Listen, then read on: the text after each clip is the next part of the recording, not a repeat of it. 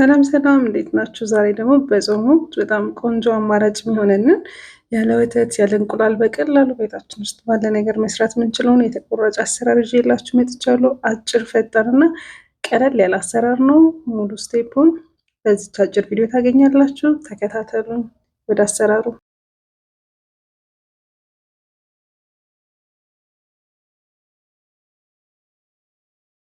እሺ፣ ወደ አሰራሩ ስንገባ እዚህ ጋር ቫኒላ አለ፣ ስኳር፣ ዘይት፣ እርሾ፣ ጨው፣ እንደገና ቤኪንግ ፓውደር እና የበቆሎ ዱቄት አለ እና ፍርኖ ዱቄት እና እዛ ጋር በብርጭቆ የምታዩት የተፈጨ የካሮት ጭማቂ ነው። ከዛ በመጀመሪያ ዘይታችንን እንጨምራለን። ሌላ ቅባት ነክ የገበታ ቅቤ ምናምን ስለማንጠቀም ያለን አማራጭ ዘይት ነው። ከዛ እዚህ ጋር ስኳር እንጨምራለን። ስኳራችንን ጨምረን በደንብ እንቀላቅለዋለን። እሱን እንደዚህ ከዘይቱ ጋር በደንብ ከቀላቀልነው በኋላ ትንሽዬ ጨው እናደርጋለን። በጣም ትንሽ ነው የምናደርገው፣ ትንሽ በጣም። ከዛ እዚህ ጋር ፈጭቼ ያዘጋጀሁት የካሮት ጭማቂ አለ።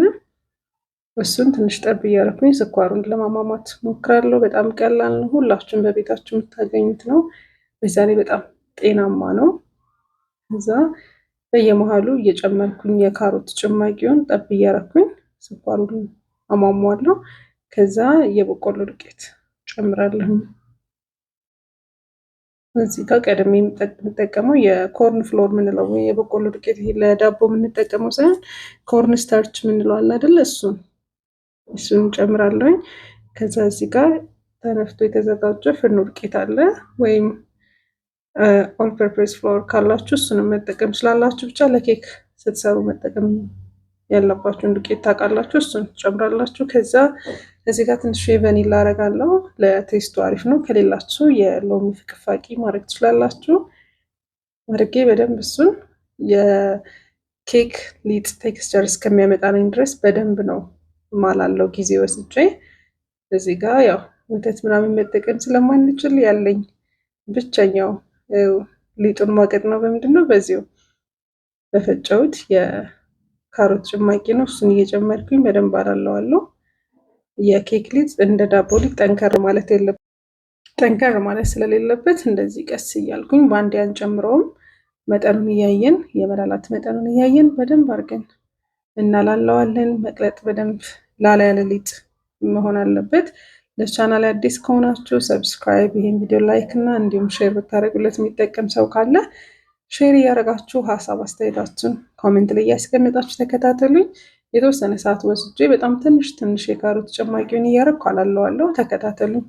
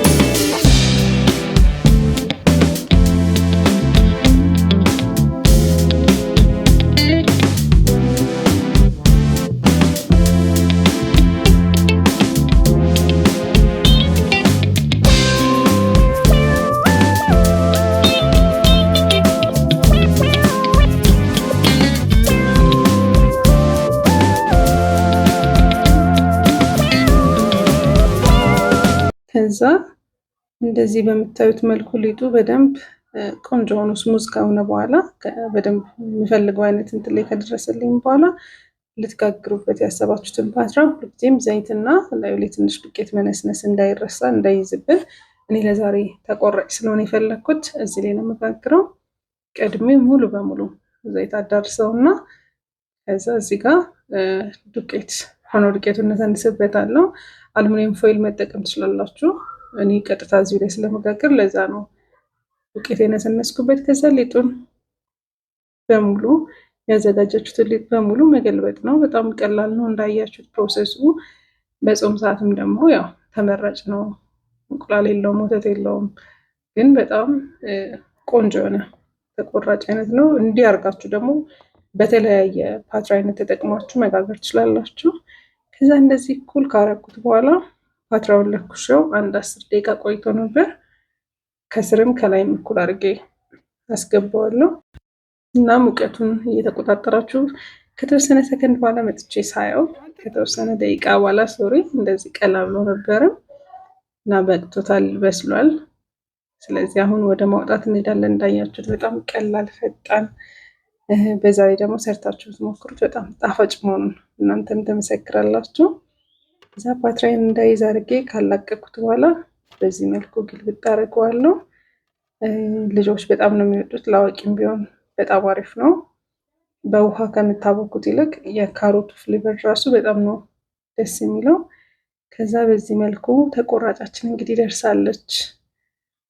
እኛ በጣም ወደነዋል። እናንተም ሰርታችሁ በየቤታችሁ ሁላችሁ ሞክሩት። እኔ ቻናል ላይ እንግዲህ ሁላችንም በቀላሉ ማግኘት ምንችለውን ነገር ተጠቅመን መስራት ምንችላቸውን የምግብ አይነቶች ነው ብዙ ጊዜ የማሳየው። ስለዚህ ቻናሌን ሰብስክራይብ፣ ቪዲዮን ላይክ ማድረግ እንዳዘነጉ። ከዛ ይኸው ውስጡ እንደምታዩት ነው። በእጅ ያሳያቸዋል። በጣም ፍት ብሏል። ልስልስ ያለ ነው ውስጡ እና እዚህ ላይ ሲረም ምናምን ማድረግ ትችላላችሁ። የቀረፋ ሲረም፣ ካራሜል ማድረግ ይቻላል። ብዙ ነገር ማድረግ ትችላላችሁ። ዋናው ግን በዚህ መልኩ በቀላሉ መስራት እንደምትችሉ ለማሳየት ነው። በሌላ አዲስ ቪዲዮ ኔክስት እስከምንገናኝ ደህና ሁኑ። አመሰግናለሁ።